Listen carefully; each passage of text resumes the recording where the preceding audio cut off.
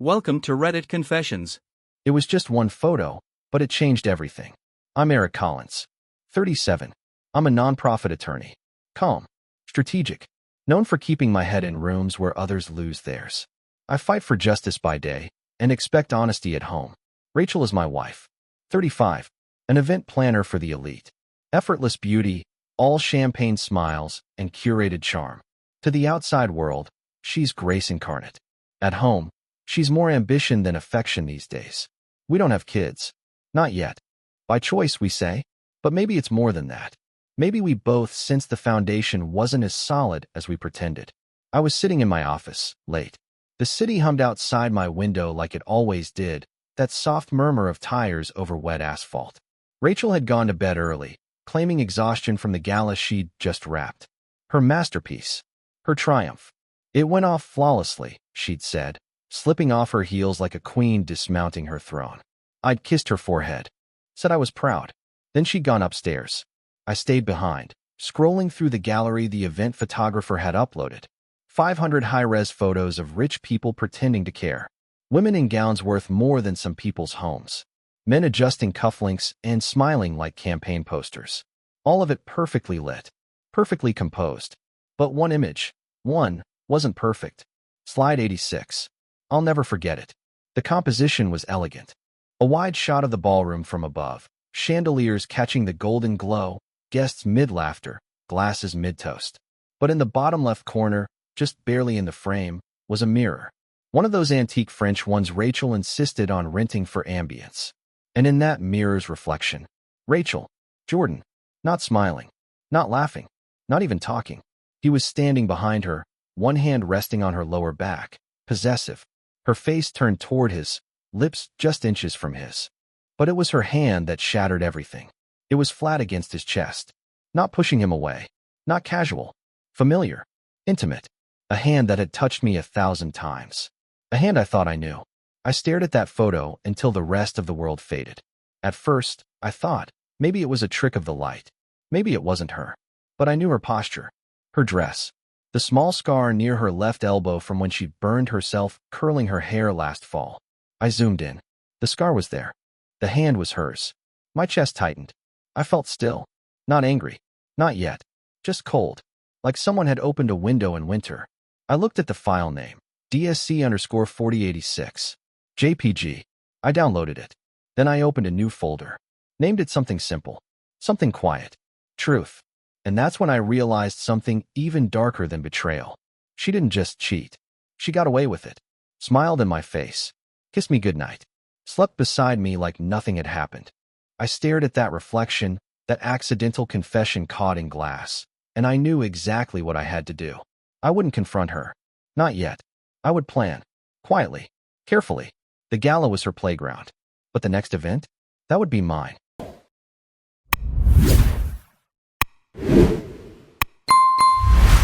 Routine. Automatic. Like she'd done 100 times before. She smelled like gardenia and champagne. Her makeup was barely smudged, the kind of effortless glow that only comes after being admired all night. You coming to bed? She asked, leaning on the banister like a woman without secrets. In a bit, I said. Just checking a few emails. Don't work too late. She smiled. That same galanite smile. Public, polished. It used to feel like love. Now I saw it for what it was, performance. I waited until I heard the bathroom door shut and the faucet run before I reopened the photo. DSC_4086. Her hand still on his chest. That slight lean of her body into his. They hadn't kissed, not in the shot, at least. But their faces were close enough to write the ending. The next morning, she was all soft praise and humble brag. You should have seen the board members, Eric. Gushing. They said it was the best event they've ever attended. I sipped my coffee. Not surprised. You've always been good at making things look perfect. She laughed, a quick, nervous sound. Don't say it like that. You make it sound fake. I didn't answer. Just tapped my spoon against the mug. Rachel floated around the kitchen in that silky robe she saves for post-event mornings. Hair wrapped in a towel, holding her phone like it was oxygen. Then she said it. Casually. Deliberately. Lena looked gorgeous, didn't she? I glanced up. Who? Jordan's wife. She was wearing that navy gown with the high slit. God, her legs. I blinked. Yeah, she looked good. Rachel smiled into her coffee. Poor thing. Jordan keeps dragging her to these events, but she's so stiff. Doesn't know how to work a room. There it was. The deflection. The preemptive sympathy. Talk about the wife, so I don't question the husband. I thought she was nice, I said, carefully neutral. Smart. Rachel shrugged. She's polite. Jordan says she's always in her head, analyzing, overthinking. Not everyone's built for social circles. I watched her as she spoke. Her mouth moved like she believed the words. Like they weren't strategy. I leaned forward. You and Jordan seem close. That made her pause. Close, she echoed. He's one of my biggest clients. We've worked together for years. I know. Just seems like you have good chemistry. She tilted her head, playful now. Are you jealous? No. I smiled. Just observant. She looked away first. Well, chemistry makes for good business. She kissed my cheek, told me she had meetings all day, and floated out the door. But something had shifted. Her energy. The way she tried to steer the conversation. Too precise. Too prepared. I went upstairs, opened the truth folder, and added a new file. Observation_01. TXT. Mentioned Lena unprompted. Deflected with sympathy. Said Jordan's wife doesn't fit in. No guilt in tone, only calculation. I stared at the list. A folder of digital evidence wasn't enough. I needed someone with first-hand clarity. Someone who lived behind the same mask of high society marriage. Lena, the quiet wife. The one they all underestimated. She'd seen the same party. The same people. She might have seen more. I pulled out my phone, opened my contacts, and scrolled to her number. We'd only ever exchanged polite texts. Thank yous, RSVPs. Eric. Hey Lena, amazing job last night. Eric. Would love to catch up sometime soon. Just us. Lunch. It was only seconds before the typing bubble appeared. Lena, I was hoping you'd ask. It's one thing to be cheated on. It's another to shake hands with the man doing it. Jordan called me that morning, all cheerful arrogance. Bro, he said, we need to grab drinks soon. Been too long since we had a proper whiskey night. I stared at the phone for a long second before answering. Yeah, I said. Let's do it. We met that evening at this sleek little spot in Soma. Leather booths. Low lighting. Bartenders who remember your order and your mistress's favorite wine. Jordan was already at the bar, sipping a neat pour of something expensive and unnecessary. Eric freaking Collins, he said, grinning like a man with no secrets. City's most honorable attorney finally makes time for the sinners. I smiled. Figured it was time to study the enemy. He laughed, slapped my back like we were still in college. We slid into a booth. Ordered another round. Talked about nothing for a while. Football, market volatility, some ridiculous scandal in the tech world. I let him talk. That's all men like him want anyway. He leaned in eventually, eyes a little glassy. You know, Rachel's a force of nature. That gala was insane. I mean, the woman's a magician. I nodded slowly. She's very talented. And persuasive. Jordan smirked. Tell me about it. He didn't elaborate. He didn't need to. The way he swirled his drink said enough. He liked playing close to the fire. You and Lena look good too, I said. She's elegant. Sharp. He shrugged. She's solid. Predictable. Stable. Doesn't love the parties, but she plays the role well. And what about you? I asked. You like the parties? Jordan smiled, slow and dangerous. I like the possibilities. There it was. He sat back, like he'd said something clever. You know how it is, man. Marriage is a chessboard. Sometimes you make a move just to feel like you're still playing. I didn't blink. And sometimes you forget the queen sees everything.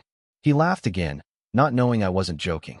Don't tell me the city's golden boy is getting cynical on me, he said. Tell you what, next gala. We sneak out, find a rooftop, drink something we can't pronounce. Just us. No wives. No rules. No secrets either? I asked. Jordan's eyes narrowed slightly, just for a second. Then the smirk returned. Only the fun kind. I toasted him. To secrets, then. He raised his glass. To endings. He thought it was clever. But I wasn't drinking to secrecy. I was drinking to consequences. I started watching her like a stranger. That's when the cracks showed. Rachel always moved like someone was filming her, like she had a director just off-screen whispering, smile here. Pause there. Tilt your head. Say something humble but charming. But when you know what you're looking for, it's all performance. The way she put down her phone screen side down every time she entered a room. The sudden silences when I walked in. The extra glass of wine on nights she used to stop at one. She was playing a part, and she thought I was still buying the act. I wasn't. So I became a different version of myself. More distant, but warmer. Supportive, curious, not suspicious. I asked about her work. I listened when she vented. I let her feel safe. Because people don't lie when they feel accused. They lie when they feel protected. One night, I noticed something small. Stupid, even. She left her laptop open in the kitchen while she went to shower. She always shut it before. Always. A message popped up, some vendor confirming availability for a hotel ballroom downtown. Nothing odd at first. She books venues all the time. But this one wasn't on her current client list. And the date? Next Friday. I scrolled back a few messages. She was booking under her maiden name. Whitmore.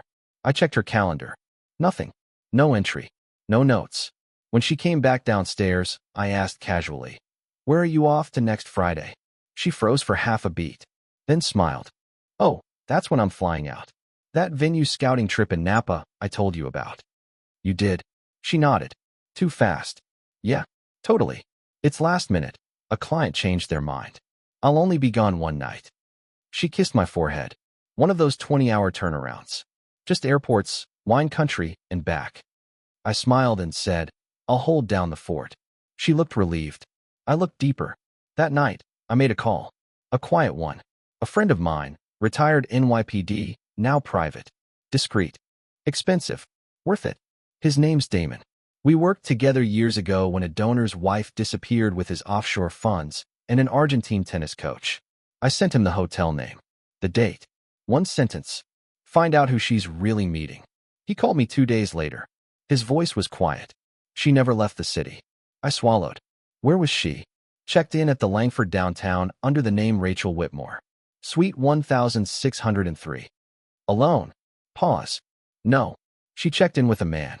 Same guy from the gala mirror shot. Jordan Hayes. I closed my eyes. Not in pain. In confirmation. How long were they there? I asked. 16 hours. Same room. No second reservation. Left separately. I nodded, staring at the kitchen island where she had balanced her laptop like nothing mattered. Damon said one more thing. She kissed him in the elevator. I pulled security footage. It's clean. Direct. She didn't look hesitant. I thanked him. Wired the payment. Then I added the footage to the truth folder. Renamed the file, Whitmore_1603. MOV. She wasn't just rehearsing the lie. She'd already performed it. Lena didn't cry when I told her. She smiled. It was a small smile. Not joy, not surprise. Just confirmation. Like something she'd suspected but hadn't dared to say out loud. We met at this understated French place on the north side. The kind of spot with linen tablecloths and waiters who knew when to disappear. She was already there when I arrived. Black dress. Hair pulled back. Calm as ever.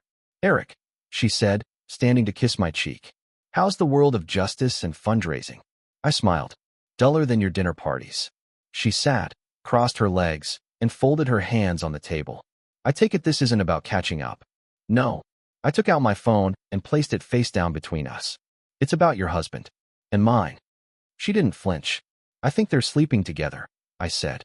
Lena sipped her water, then set it down very carefully. "I don't think," she said. "I know." I stared at her. "I found a text," she continued. 6 months ago.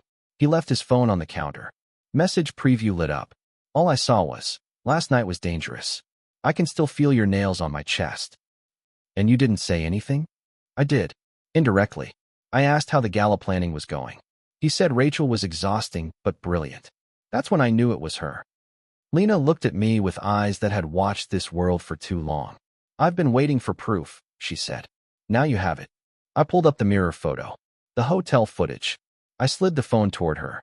She didn't even blink. Just watched in silence. When it ended, she handed the phone back. "Do you want to confront them?" she asked. "No," I said. "I want to dismantle them." Lena tilted her head. "Then you'll need this." She reached into her purse and pulled out a flash drive. Slim. Silver. Dangerous. "What is it?" "Jordan's second phone. He doesn't know I cloned it. He uses it for extracurriculars.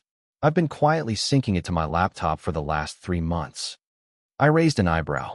"Why give this to me?" "Because you're meticulous. You won't rush." And I'd like front row seats when the curtain drops. She leaned in. Her perfume smelled like violet and something sharp. You said you're an attorney, Eric, but I think you're something else now. I pocketed the drive. I'm whatever this situation requires. Lena raised her glass. To justice, the elegant kind. I clinked mine against hers. And in that moment, two betrayed spouses, perfectly dressed, perfectly composed. We became something more dangerous than victims. We became collaborators. Jordan never deleted his messages or his videos. The flash drive Lena gave me was clinical, folder after folder, each labeled with bland efficiency. Messages, voicemails, photos, videos. It felt like opening someone's safe deposit box and finding not cash, but blood. I poured a glass of bourbon, closed my office door, slid in the drive. The first thing I opened was a screen-recorded iMessage thread. Her name in his phone was Red Dress. Charming. Discreet. Their conversations were pure performance. Plans. Risks. Complaints. Rachel. I can't stand how polite Eric is. Sometimes I want to scream just to make him blink. Jordan. He's not a threat. He's wallpaper. Wallpaper. I paused. Took a long sip. Kept going. There were photos, some of her, some of them. All carefully cropped. Candles. Hotel bedding. His watch on the nightstand. Then I found a folder titled Sound on Fire. There were videos. I shouldn't have watched them, but I did. One of them was from a hotel suite. Handheld, dim lighting. That same soft navy robe Rachel wears at home. She was lying on the bed, hair tousled, smiling like she was drunk on secrets. You know what I love about this? She said in the clip. No expectations. Just fun. No boring dinners. No talking about donations or policy or whatever Eric does all day. Jordan laughed off screen. You're savage. Rachel leaned closer to the camera. I'm not savage. I'm just not pretending. That one cut deep. But it was the next one that buried the knife. It was from the cabin. Our anniversary weekend. I recognized the fireplace, the throw blanket, the jazz record we'd played while drinking wine. Rachel sat on the couch, but she wasn't alone. Jordan's voice was there again, laughing. She held up her wine glass. To my patient, loyal husband, she said, smiling into the lens. May he never figure out how good I lie. Then she winked, took a sip, kissed the camera. I paused it. The image froze on her smirk. I sat in silence for a long time. Not rage, not sorrow, something colder. It wasn't just betrayal. It was amusement. She wasn't sorry. She was entertained. I emailed every file to myself. Subject line, for the dinner. Then I deleted nothing. I wanted the evidence to remain. To breathe. I poured the rest of my bourbon. The ice cracked in the glass like bone. There was no going back now. The mask was off. The roles were cast. And the script was about to flip. It's easier to wear a mask when everyone's already clapping. 2 weeks after the flash drive, Rachel threw another event. A smaller charity auction. Art, jazz, bespoke cocktails. Sophisticated distraction for people with heavy wallets and light morals. I went, of course. Dressed sharp. Smiling just enough. The faithful husband. Still proud. Still blind. She introduced me to everyone with a touch on the arm, a peck on the cheek. This is my husband, Eric, she said, like she was showing off a prize she hadn't pawned yet. And every time she turned to greet someone new, I watched her. Closely. Like a scientist. She was radiant that night. Flawless, really. But when you know what's underneath the paint, even the prettiest house looks haunted. I made rounds. Shook hands. Thanked donors. Spoke to board members about Rachel's vision and how we'd like to honor her success with a private appreciation dinner. Oh, she'll love that, someone said. She deserves it. She really does, I replied. It's long overdue. I let the words linger. An older woman leaned in, one of the major sponsors. A dinner in her honor? Absolutely. Private rooftop venue. Very tasteful. Just close friends, clients, and those who've supported her rise. She smiled. I assume Jordan and Lena will be there. I held her gaze. Of course. The trap was setting itself. Later that night, while Rachel was laughing too hard at something Jordan whispered in her ear, I walked over to the bar and requested the photographer. Same guy as the gala, right? I asked. Rachel appeared behind me. Yeah. Why? Just thought we'd use him for the dinner too. Keep it consistent. She beamed. You're the best. She kissed my cheek. Her lipstick left a faint mark. I didn't wipe it. Not yet. Because every actor deserves their stage. Every liar deserves their audience. And I was building both. I planned the seating chart like a war map. Rachel thought she was being celebrated. A private dinner in her honor, hosted by her ever-devoted husband. Intimate. Exclusive. The kind of event her clients would brag about being invited to. What she didn't know, what she'd never see coming, was that every seat was a loaded gun. I booked the rooftop at the Delacroix building. 22nd floor. Floor-to-ceiling glass. A skyline that looked like a painting. The theme? Grace in action. Elegant. Harmless. A perfect mask for what was coming. Each guest had a reason to be there, or so they thought. Rachel's biggest sponsors. Her oldest clients. Media contacts. And of course, Jordan and Lena Hayes. I made sure the seating placed Rachel between them, her ego to her right, her consequence to her left. Across from her would be me. Calm. Steady. Holding the wine list like a sword. I told Lena everything. She didn't flinch. Just asked one question. When do we start filming? She'd handle the live feed. Upload it discreetly. Every phone in that room would be watching her highlight reel before dessert was served. I hired the same photographer from the gala. Told him I wanted candids. Reaction shots. He didn't ask why. Just nodded and confirmed the date.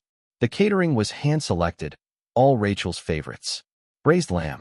Roasted figs. Custom wine pairings from her preferred sommelier. Let her feel adored. Let her feel invincible. Because the higher they think they've climbed, the harder they fall. I ordered the invitations on thick ivory stock. Embossed gold. Tasteful. Sophisticated. Rachel found hers in the mail pile and lit up like a child at Christmas. You really didn't have to do all this, she said, holding the envelope like it was spun glass. I wanted to, I said softly. You deserve to be seen. She actually teared up, pressed her hand to her chest. I don't know what I did to deserve you. I smiled. You'll find out. Everyone RSVP'd. Even the traitors. Rachel floated around the house the week before the dinner like she was on air. She kept bringing up the menu, her dress, how sweet. I was to honor her. This is why people envy me, she said one night, curling into me like we were newlyweds. You actually see me. I held her close. And I saw everything. Jordan was more cautious. He texted me 2 days before the event. This dinner thing, what's the angle? PR or something else? I replied, just gratitude, brother. You've both meant a lot to Rachel's career. He sent back a thumbs-up emoji. No words. Cowards rarely write their own confessions. The night arrived clear and perfect. The skyline glowed. A breeze rolled in soft as silk. I wore black. Slim cut. Understated. My tie was silver, the same shade as the flash drive in my coat pocket. Guests began arriving right on time. Laughter. Kisses on cheeks. Clinking glasses and polished shoes on marble tile. Rachel descended the staircase like royalty. Silk gown. Loose waves. A smile that could stop traffic. She walked straight to me and whispered, "You've outdone yourself." I kissed her cheek. "It's your night." Jordan and Lena arrived 10 minutes later. He was tense. She was luminous. Rachel greeted them with theatrical warmth.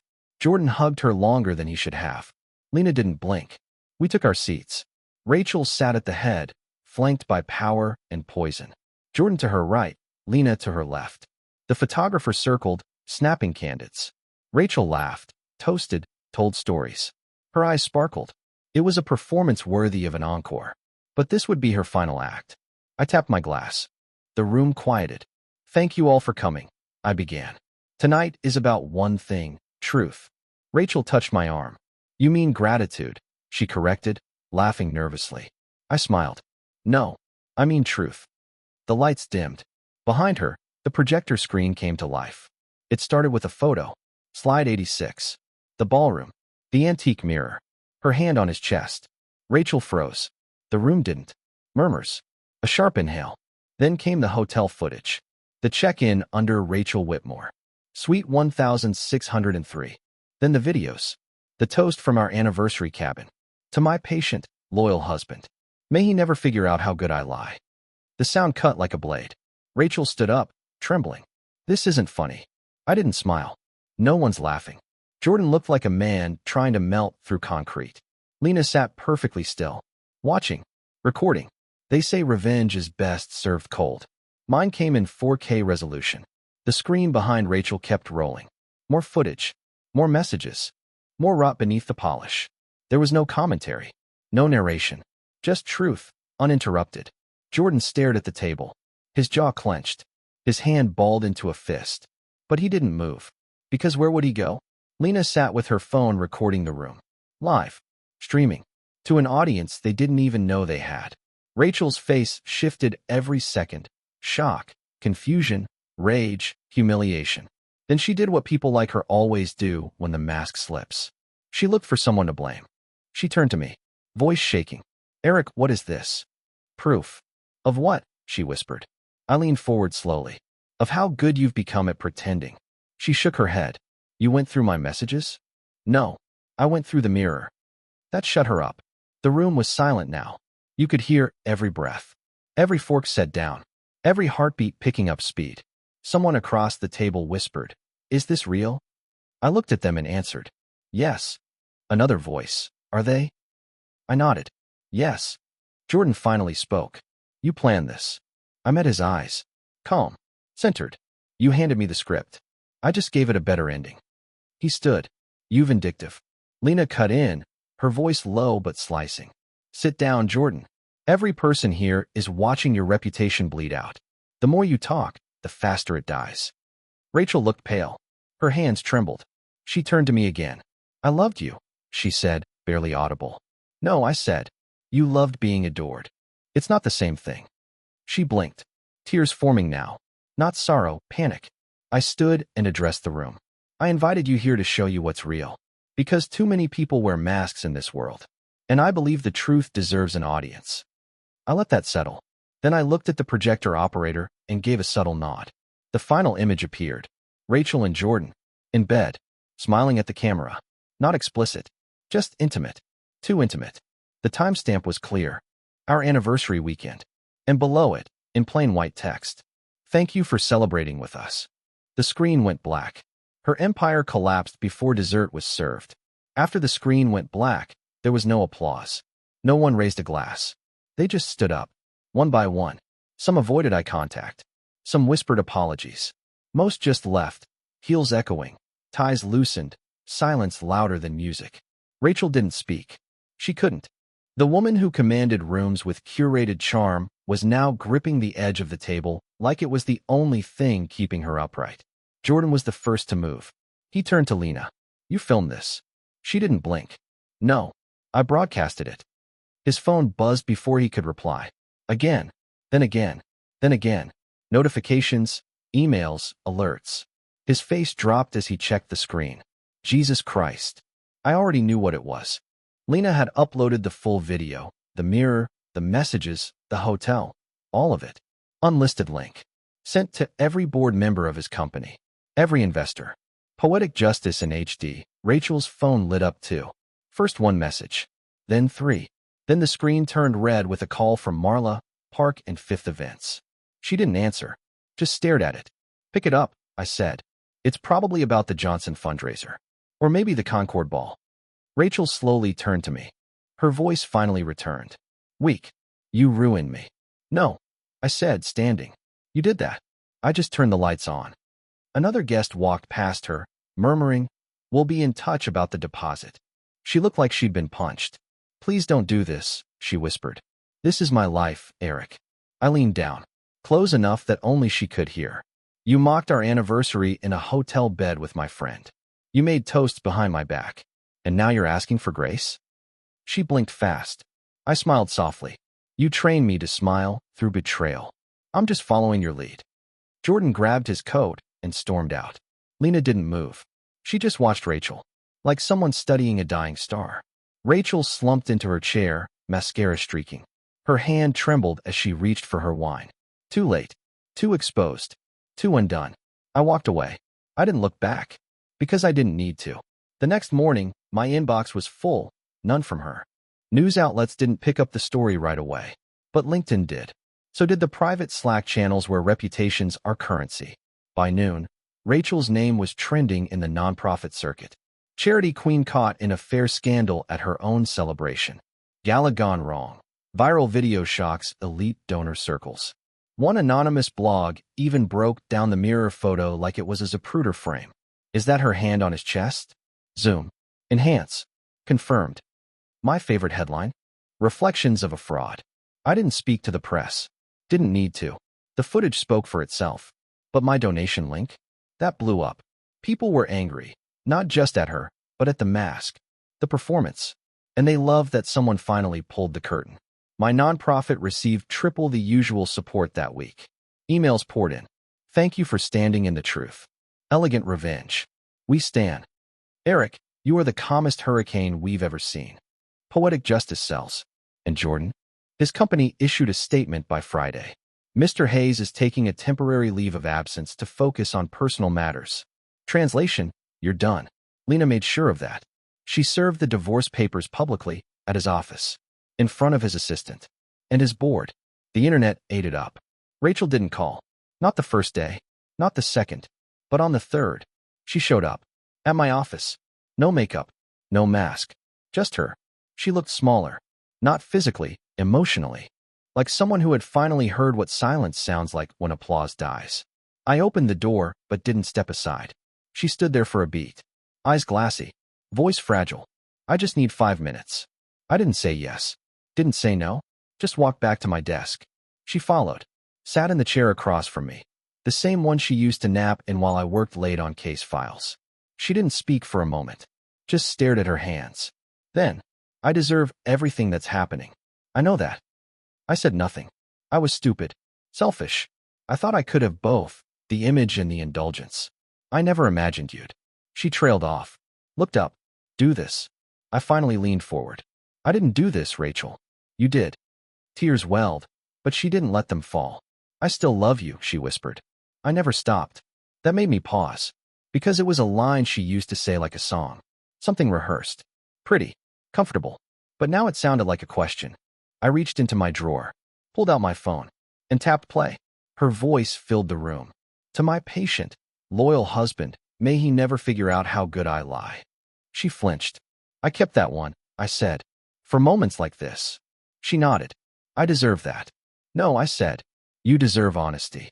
Then I handed her a manila envelope. She stared at it. Hesitated. What's this? My final gift to you. She opened it. Hands trembling. Divorce papers. Already signed. She said she still loved me. I said that was her best performance yet. She held the divorce papers like they might vanish if she stared hard enough. A part of her still believed in the power of presence, that if she looked broken enough, I'd offer comfort. But I didn't flinch. Not anymore. I don't want this, she said quietly. You didn't seem to want this either, I said, pointing between us. Until it was gone. She shook her head. It wasn't real, Eric. It was a phase. A mistake. No. A mistake is forgetting an anniversary. A mistake isn't sleeping with someone for months and filming your toast about how well you lie. I was confused. Then you should have gone to therapy. Not the Langford. Her eyes widened. You knew about that too? I smiled. You checked in under your maiden name. Whitmore. Classy touch. Her shoulders sagged. I didn't do it because I didn't love you, she said. I did it because I didn't feel seen. You were the center of every room we walked into. She looked up. Not that kind of scene. I leaned back in my chair, folded my hands. Then say it. She blinked. Say what? The real reason. Not the brand-safe version. Not the one you practiced in the mirror. She hesitated. Then exhaled. I liked it, she said finally. I liked the attention. The thrill. Jordan made me feel dangerous. Alive. Like I was still wanted. You were. Not the same way. No, I said. Not like a possession. Not like a secret. I wanted you like a partner. Not a punchline. She looked away. I was wrong, she whispered. About what? You. Me. Everything. I thought I could control the damage. But I didn't know you could be this cold. I stood. Walked over to the window. I'm not cold, I said. I'm clear. She stood too. Walked to the desk. Placed the papers down, flat. I want to fix it. You can't. But I still love you. I turned to her, finally. No. You love the pedestal. And now you hate the view from the ground. She started crying, quietly. The kind of tears that don't ask for attention. But I was done being her audience. You said I never saw you, I said. But I did. Every day. Even when you were pretending. I saw the woman who wanted power more than peace. Who chased admiration like air. She looked at me through her tears. I don't know how to be anyone else. I nodded. That's the first honest thing you've said. She tried to host one last gala. to prove she was still standing. It was 3 months after the dinner. No major clients. No sponsors. Just whispers. And a venue half the size she used to command. She sent out invitations like it was her comeback tour. Black envelopes. Gold foil. Theatrical. Desperate. The press didn't RSVP. Most of the donors didn't either. But I did. Anonymously. 1 ticket. 1 name, D. Whitmore. And 1 donation. Just enough to secure a musical request. The gala theme was resilience. Irony wears a red dress, apparently. The moment I walked in, I saw it all. Smiles forced. Tables underfilled. Energy cold. Rachel moved through the room like a ghost trying to haunt a house that had already been sold. She smiled at every guest, even as they looked past her. She gave a speech, filled with cliches and false gratitude. She thanked people who weren't there. And then the music began. A solo violinist took the stage. Elegant. Graceful. Precise. The melody? The same song that played in the background of her hotel room video with Jordan. Slow. Intimate. Unmistakable. Her back was to the stage. But she froze mid-sentence. She turned slowly. Her face drained of color. The audience looked at her, confused. She tried to continue speaking. Something about rebuilding, rebirth, but her voice cracked. Then, in the back corner, Lena, filming, calm, unapologetic, streaming to a very select audience. Rachel's hand trembled. She dropped her champagne glass. It shattered across the marble. Silence. Her mask, the last one, slipped right off. She stumbled off stage. Someone helped her to the side. No one clapped. The video went viral again. Not because of scandal, but because of irony. Comments poured in. Same song, different stage. The soundtrack to your downfall. You can't fake grace. The internet has a long memory. And Rachel? She finally disappeared from it. No new events. No announcements. Just gone. I didn't destroy her. I just stopped protecting her from herself. Rachel vanished after the gala collapse.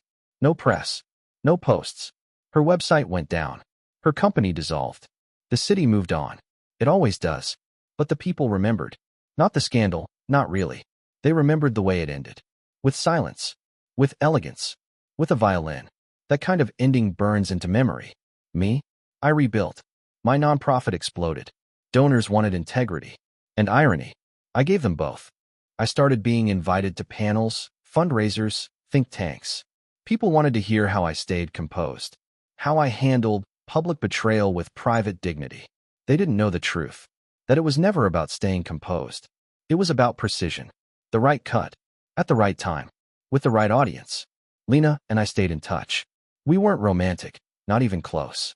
But there was something sacred about surviving a storm together. Sometimes, we'd grab dinner and just sit in silence. 2 people who no longer needed to pretend. She was doing well. Her divorce finalized.